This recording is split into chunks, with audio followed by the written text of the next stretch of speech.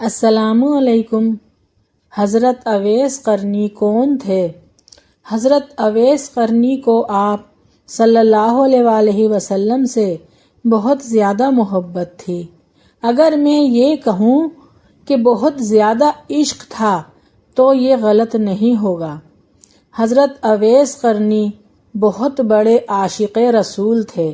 ان کی بہت آرزو تھی کہ پیارے نبی صلی اللہ علیہ وآلہ وسلم سے ملاقات کرنے کی، لیکن ان کی ملاقات نہ ہو سکی۔ اس کی دو وجوہات ہیں۔ ایک تو یہ کہ ان کی والدہ بہت ضعیف اور نابینا تھیں، اور دوسری یہ کہ یہ حال سے بے حال رہتے تھے، یعنی مجنون جیسے ہوتے ہیں اس طریقے سے یہ رہتے تھے۔ تو اور ان کا کیا مقام ہے؟ تو ہمارے پیارے نبی نے حضرت عمر رضی اللہ تعالیٰ عنہ اور حضرت علی رضی اللہ تعالیٰ عنہ سے کہا کہ فلاں فلاں جگہ تمہیں اویس ملے گا، تو ان سے اپنے لیے دعا کرانا، کیونکہ جب وہ دعا کے لیے ہاتھ اٹھاتے ہیں تو اللہ تعالیٰ ان کے ہاتھ خالی نہیں لوٹاتے۔ آخر ایسا کیا ہے اویس قرنی میں؟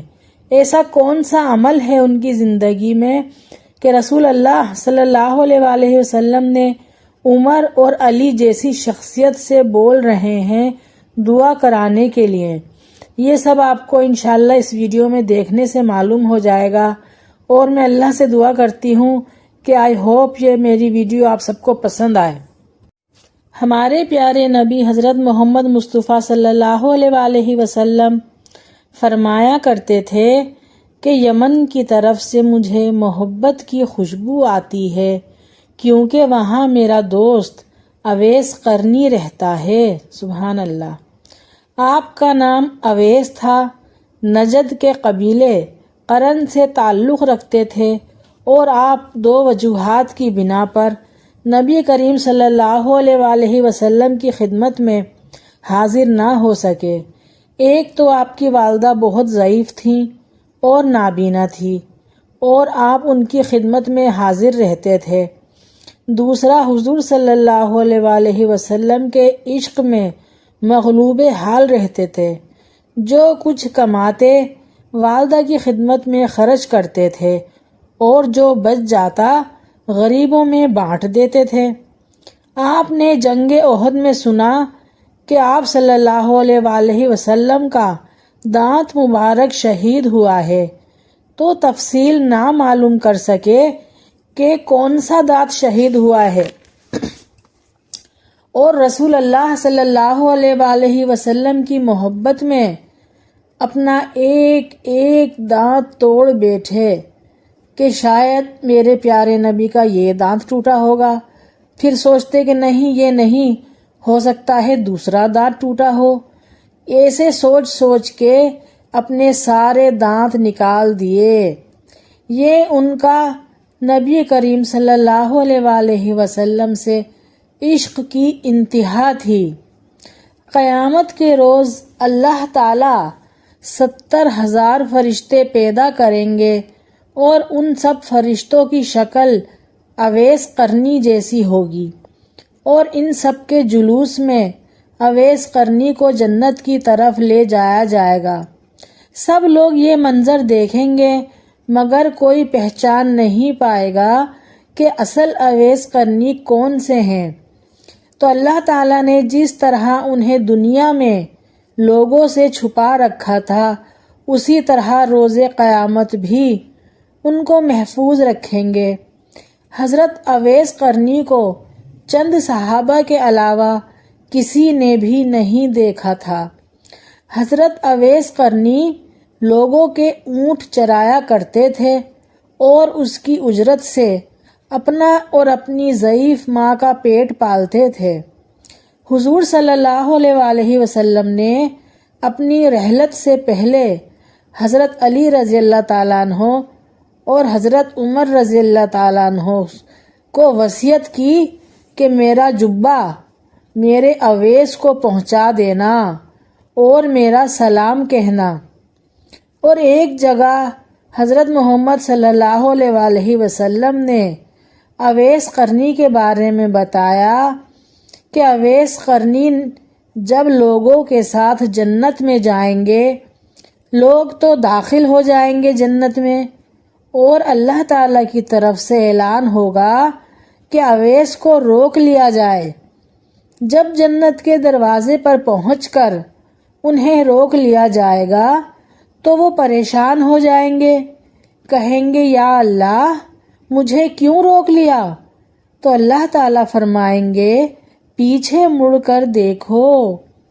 جب وہ پیچھے مڑ کر دیکھیں گے تو جہنم کے لوگ کھڑے ہوں گے، تو اللہ تعالیٰ فرمائیں گے اویس تو نے ماں کی خدمت کر کے مجھے اتنا خوش کیا ہے کہ آج تجھے اس کا انعام دینا چاہتا ہوں۔ یہ سارے جہنمی کھڑے ہیں، تو انگلی کا اشارہ کرتا جا، آج تیرے طفیل لاکھوں جہنمیوں کو جنت میں ڈال دوں گا۔ سبحان اللہ، سبحان اللہ۔ یہ ہے ماں کی خدمت کا انعام۔ اور آج کل کی اولاد اپنی ماں کی کوئی عزت ہی نہیں کرتی، ماں کا کوئی احساس خیال ہی نہیں کرتے۔ اگر تم بڑی بڑی ڈگریاں حاصل کرنے کے بعد بھی ماں کی خدمت نہ کر سکے تو تم سے بڑا جاہل کوئی نہیں ہے۔ اگر اللہ تعالیٰ کو راضی کرنا ہے تو پہلے اپنے والدین کو راضی کر لو، ان کی خدمت کرو، ان کی عزت کرو، ان کی تعظیم کرو اور ان کی دعائیں لو، پھر دیکھنا اللہ تعالیٰ بھی تم سے راضی ہوگا اور یہ دنیا اور آخرت بھی تمہاری سنور جائے گی انشاءاللہ۔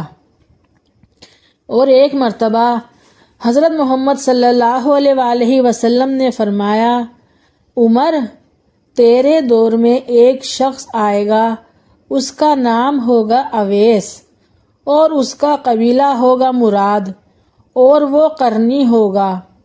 جب اس سے ملو تو عمر تم اور علی اس سے دعا کرانا۔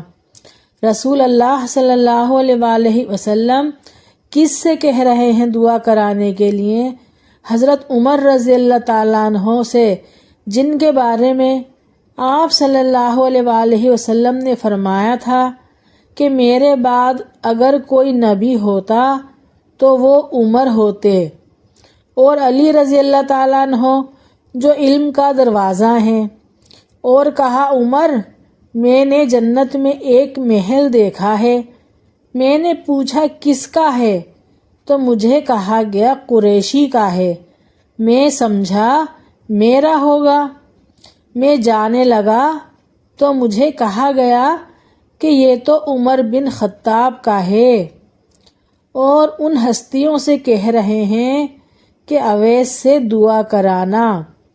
ویسے تو حضرت عمر رضی اللہ تعالیٰ عنہ اور حضرت علی رضی اللہ تعالیٰ عنہ جیسے کوئی نہیں ہو سکتے، لیکن ہمارے پیارے نبی کو اپنی امت کو بتانا تھا کہ ماں کی خدمت کا کیا صلہ ملتا ہے اللہ کی طرف سے، کیونکہ آپ صلی اللہ علیہ وآلہ وسلم دیکھ رہے تھے کہ آنے والے کل میں میری امت اپنے ماں باپ کو دکھ پہنچائے گی اور اپنے ماں باپ کے ساتھ خراب سلوک کرے گی، اور دیکھو آج کل ایسا ہی ہو رہا ہے۔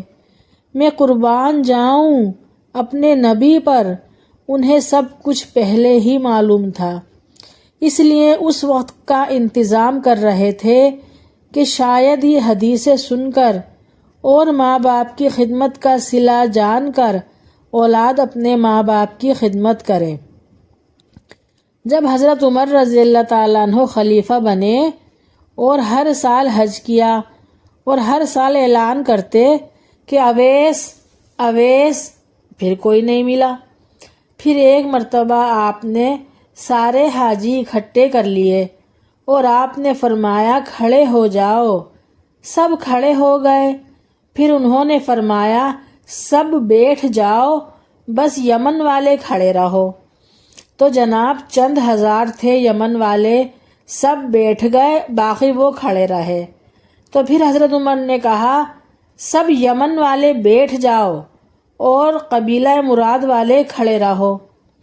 تو سب یمن والے بیٹھ گئے اور قبیلہ مراد والے کھڑے رہے جو صرف چند سو کے برابر تھے۔